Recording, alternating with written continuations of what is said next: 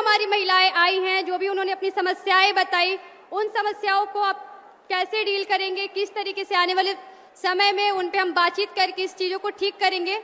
आप आए और प्लीज़ इस पे अपनी बातचीत रखें।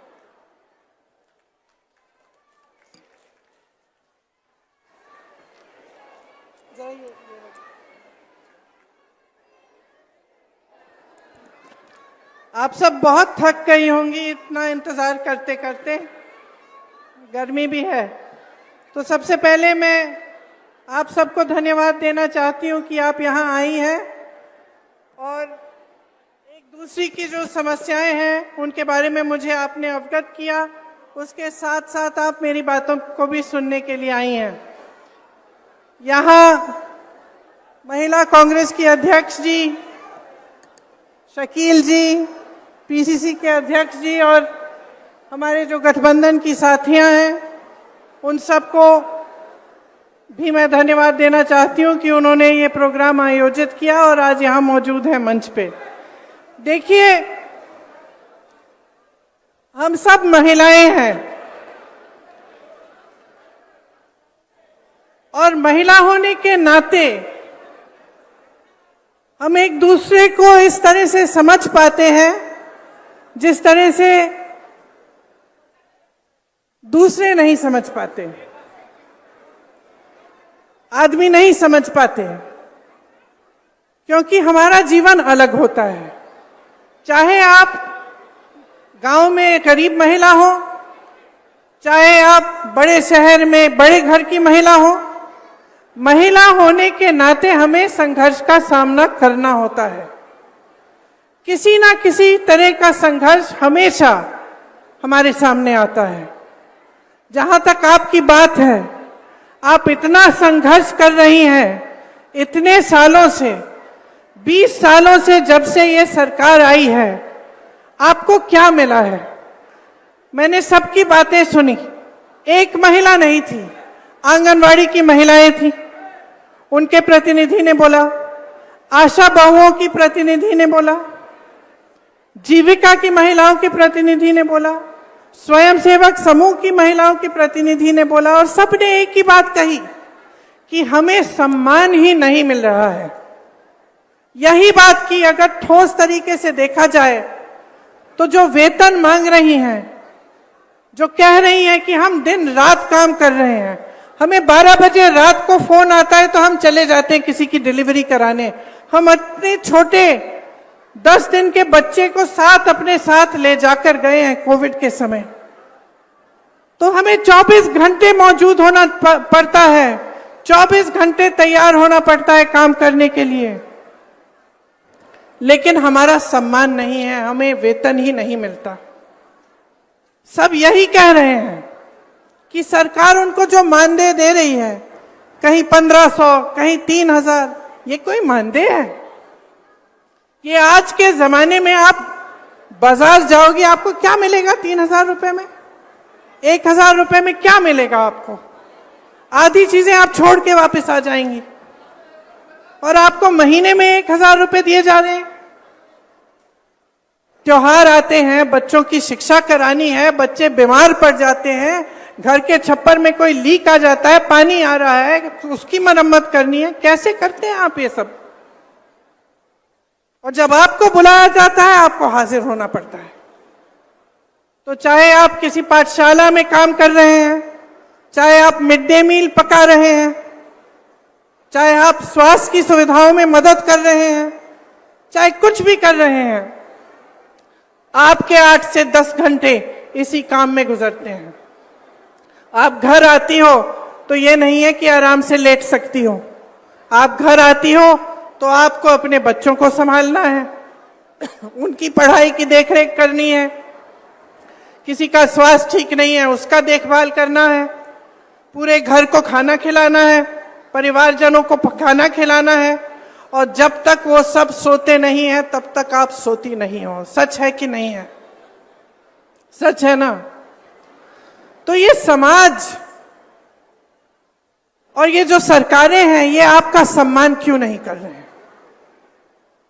ये मैं पूछना चाहती हूं। आपने सोचा है कि चुनाव आ रहा है, चुनाव के आज शायद 1-1.5 महीने पहले हम चुनाव आ रहा है तो आपको 10,000 रुपए मिल रहे हैं, तो ऐलान हो गया है कि आपको 10,000 रुपए दिए जाएंगे। 20 सालों से यहां कौन सरकार में रहा? 20 सालों से किसने नीतियां बनाई? 20 सालों से ये 10,000 रुपए आपको क्यों नहीं दिए?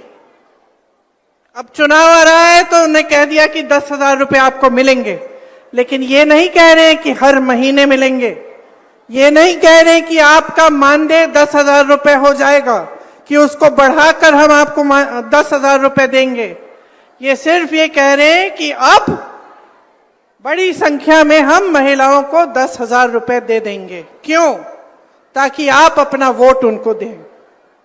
सिर्फ एक ही मकसद है, एक ही नियत है। महिला पर क्या बीतती है? महिला जब एक जगह से दूसरी जगह जाती है तो असुरक्षित महसूस करती है अपने आप को। अपराध बढ़ गए महिलाओं पे, 10 गुना बढ़ गए होंगे। ये जो लड़की अभी स्टेज पे आई थी, क्या कह रही थी कि मैं जब कॉलेज जाती हूं दीदी मुझे डर लगता है, मुझे डर लगता है। पढ़ाई के लिए जा रही है, घर से जा रही है, वापस आ रही है, उसको डर लगता है, क्योंकि इस सरकार ने उसको सुरक्षित करने का कोई काम नहीं किया। महिलाओं के बलात्कार हो रहे हैं, अपराध हो रहे हैं महिलाओं पे, ये लोग FIR दर्ज तक नहीं होने देते। जब आप FIR दर्ज करने जाते हैं मना किया जाता है। मैंने बार बार ये देखा है। मैं यूपी में काम करती थी, 5 साल काम किया। मेरे ख्याल से हर हफ्ते, हर 10 दिन ऐसा एक केस आता था जहां महिला पे अपराध हुआ है और उसके लिए कोई मदद नहीं है, कोई खड़ा नहीं हो रहा है उसको मदद करने के लिए, वो खुद खड़ी है। नौजवान महिलाएं थी, 20-25 साल की, अपने आप अपना केस लड़ती थी, FIR दर्ज करने के लिए लड़ती थी, उनको भी जला डाला, मार डाला। तो इस समाज को बदलेगा कौन? बदलेगा कौन? जब तक आप अपनी शक्ति को नहीं पहचानेंगे तब तक कुछ नहीं बदलेगा। और मैं तब से, जब से मैं यूपी में काम कर रही थी, जब से मैंने वहां कहा कि 40% महिलाएं कांग्रेस पार्टी से चुनाव लड़ेंगी, चाहे हारे चाहे कुछ ना हो, लेकिन लड़ेंगी जरूर। इसीलिए ये नारा हमने जारी किया था, लड़की हूं लड़ सकती हूं। आपको, महिलाओं को ये बताने के लिए कि आपकी एक बहुत बड़ी शक्ति है। आज नीतीश जी, मोदी जी, अमित शाह जी आज इस शक्ति को पहचान रहे हैं। इस शक्ति को पहचान रहे हैं क्योंकि वो जानते हैं कि महिलाओं के समर्थन के बिना वो फिर से सत्ता में नहीं आ सकते।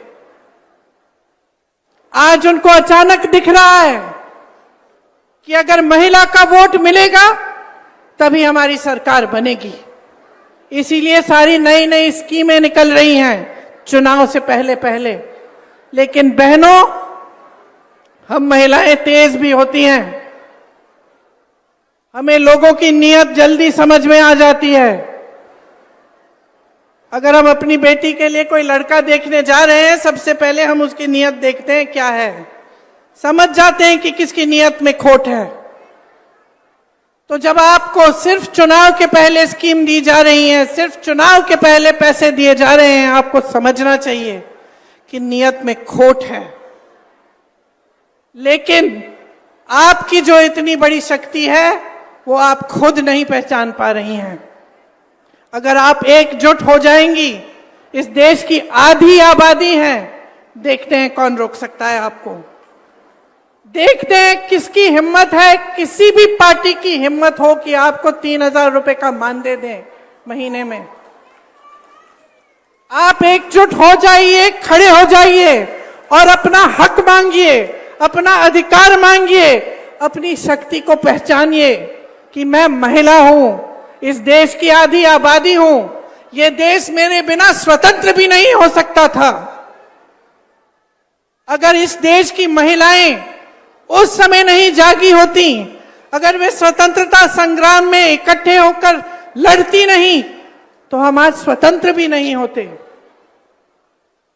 तो हाँ, समाज और सरकार को पहचानने की जरूरत है कि हमारी शक्ति क्या है, लेकिन हमें खुद पहचानना पड़ेगा कि हमारी शक्ति क्या है। हमें खुद एकजुट होना पड़ेगा। हमें खुद देखना पड़ेगा कि कौन सी पार्टी, कौन सा गठबंधन हमें सम्मान दे रहा है। और सम्मान का मतलब ये नहीं है कि चुनाव के 10 दिन पहले 10,000 रुपए पकड़ा दिए, हमें खरीदने की कोशिश है। ये हमारा सम्मान नहीं है। हमारा सम्मान तब होगा जब आपको मानदेय, हर महीने का मानदेय सही मिलेगा। सम्मान तब होगा जब आपको पैरों पे खड़े होने के लिए पूरी तरह से सरकार आपका समर्थन करेगी। आपका सम्मान तब होगा जब आपकी बेटियां पढ़ने जाएंगी और अपने आप को सुरक्षित समझेंगी। और मैं आपको सीधा सीधा बता देती हूं कि भाजपा की सरकार, नीतीश जी की सरकार आपको कभी इस तरह का सम्मान नहीं देंगे। 20 सालों से इनकी सरकार चल रही है। आप आवाज उठाती हैं तो क्या होता है? यहां मंच पे कहा, आप आवाज उठाती हैं तो आपका मुंह बंद किया जाता है। पुलिस आ जाती है आपको पीटने, आपको गिरफ्तार करने के लिए। क्यों? अपराध कर रही हैं आप। अपराधियों को तो गिरफ्तार नहीं किया जा रहा है, लेकिन आप आवाज उठा रही हैं, आप अपना हक मांग रही हैं। आप कह रही हैं कि मैं 8 से 10 घंटे काम करती हूं, मुझे ये 1,000-1,500 रुपए का मानदेय, ये 3,000 रुपए का मानदेय स्वीकार नहीं है, मुझे सम्मानजनक मानदेय दो। तो आपको पीटा जाता है, आपको पकड़ के थाने ले जाया जाता है। ऐसी सरकार कभी आपका सम्मान नहीं कर पाएगी। हमारे गठबंधन ने तय किया है कि जो जरूरतमंद महिलाएं हैं उनको 2,500 रुपए हर महीने मिलेगा।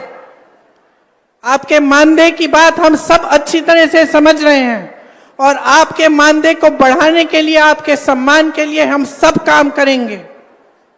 आपने यहां मंच पे कई महिलाओं ने अपने बच्चों की स्वास्थ्य की बात की।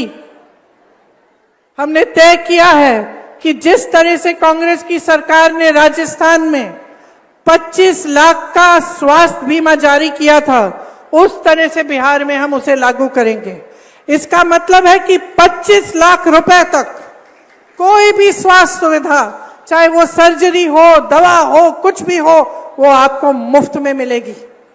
ये आपके समर्थन के लिए है, ये इसलिए है ताकि आपको अपने बच्चों के लिए, अपने स्वास्थ्य के लिए, अपने परिजनों के स्वास्थ्य के लिए संघर्ष नहीं करना पड़े।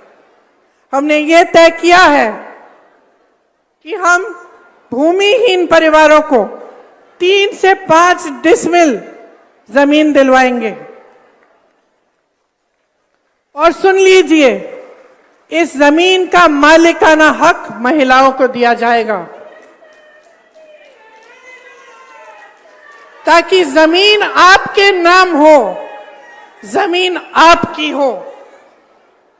ये आपकी शक्ति है जिसे हम पहचान रहे हैं, ये आपका सम्मान है जिसे हम समझ रहे हैं।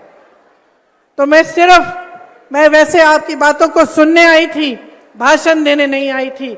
मैं चाह रही थी कि एक संवाद हो, कि मैं भी समझूं, क्योंकि मैं उत्तर प्रदेश की महिलाओं की समस्याओं को जानती हूं, केरल की महिलाओं की समस्याओं को जानती हूं, अन्य जगहों में जहां जाती हूं मैं समझती हूं। मैं समझना चाहती हूं कि कितना संघर्ष है आपके जीवन में। और जो मैंने सुना उससे स्पष्ट हो गया है कि आपके जीवन में इतना संघर्ष है। आप पूरे समाज का बोझ उठा रही हैं, आप समाज का बोझ उठा रही हैं, लेकिन समाज और सरकार आपकी तरफ देख ही नहीं रही है। जहां सरकार को मदद करनी चाहिए, जहां आपको सशक्त करना चाहिए, वो काम नहीं हो रहा है। एक बहन ने रोजगार की बात की, कहा कि यहां से तमाम लोग पलायन करके चले जा रहे हैं। इसका मतलब है आप अकेली रह जाती हैं, अकेली सभी संभालती हैं। जो पैसा आता है उससे खर्चा हो जाता है, ऊपर से आप आशा बहुएं हैं, आंगनवाड़ी हैं, आप ये सब काम कर रही हैं, जीविका का काम कर रही हैं, और फिर भी संघर्ष है। अकेली रह रही हैं। तो इतना संघर्ष है, इतना बोझ उठा रही हैं आप, क्या इस बोझ को पहचानना नहीं चाहिए? नेताओं को, सरकारों को क्या आपको नकारा जाना चाहिए? क्या ऐसी बात होनी चाहिए कि भाई चुनाव आ रहा है, चलो अब महिलाओं के लिए जल्दी जल्दी एक स्कीम निकाल देते हैं, 10,000 रुपए पकड़ा देते हैं, हमें वोट मिल जाएगा? क्या ये सही है? मैं सिर्फ ये कहना चाहती हूं कि अपने अंतर्मन में झांको, देखो जीवन क्या है आपका। आप जी रही हो, आप संघर्ष कर रही हो, आप अनुभव कर रही हो। ये मेरी बहन वर्दी पहन के खड़ी है, पुलिसकर्मी है। क्या इसका संघर्ष कम है? कम नहीं है। जितना आपका संघर्ष है उनका संघर्ष है। हम सब बहनें हैं, हम सब के अलग अलग संघर्ष हैं, और ये बहुत जरूरी है कि हम इन संघर्षों को एक शक्ति में बदलें।